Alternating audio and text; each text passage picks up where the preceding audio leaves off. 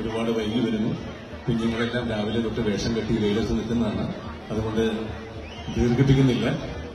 വേദിയിൽ ഒരുപാട് വിശിഷ്ട വ്യക്തിത്വങ്ങളുണ്ടെങ്കിലും എല്ലാവരെയും ചേർത്ത് എല്ലാവരോടും പ്രിയമുള്ളവരെ, എന്റെ കുട്ടിക്കാലത്ത് എന്റെ അച്ഛനോടൊപ്പം ഒരു ചെറിയ കുട്ടിയായിട്ട് ഈ രാജവീതികളിൽ, ശരിക്കും തൃപ്പൂണിത്തുറ രാജവീതി എന്ന് തന്നെ നമ്മൾ പറയണം, കൊച്ചി മഹാരാജാവ് പോയിരുന്നൊരു വഴിയാണത്.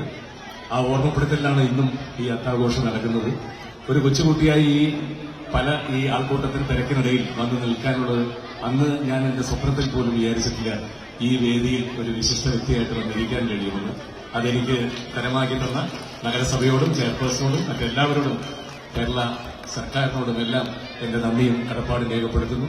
ഇന്ന് അത്താഘോഷം ഈ തൃശൂർ പൂരം കേരളീയർക്ക് മാത്രമുള്ളതല്ല, അത് ലോകം മുഴുവൻ ആഘോഷിക്കുന്ന ഒരു ചടങ്ങെന്ന് പറയുന്ന പോലെ തന്നെ തൃപ്പൂണിത്തുറ അത്താഘോഷം ഇവിടെ മാത്രം ഒതുങ്ങി നിൽക്കുന്നില്ല.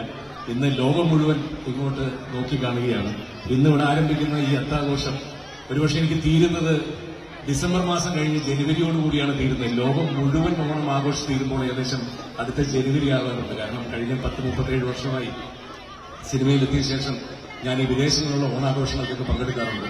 നവംബറും ഡിസംബറും താണ്ടി ജനുവരി വരെ നീണ്ടു നിൽക്കുന്ന ഓണാഘോഷങ്ങൾ. പിന്നെ ഇന്നത്തെ ഈ ഓണാഘോഷം ശരിക്കും കേരളം ലോകത്തിനൊരു മാതൃകയാക്കി കാണിക്കുന്നത് ജാതിയില്ല, മതമില്ല, എല്ലാവരും ഒത്തൊരുമിച്ച് സ്നേഹത്തോടുകൂടി ആഘോഷിക്കുന്നത് ലോകത്തിന് തന്നെ ഒരു മാതൃകയാകട്ടെ. എല്ലാവർക്കും അത്താശംസകളും ഓണാശംസകളും നേർന്നുകൊണ്ട് എല്ലാവർക്കും എല്ലാ നന്മകളും നേർന്നുകൊണ്ട് നിർത്തുന്നു. Thank you once again. ഇത് ഔപചാരികമായി ഫ്ലാഗ് ഓഫ് ചെയ്തതായി പ്രഖ്യാപിച്ചുകൊണ്ട് അതിലേക്ക്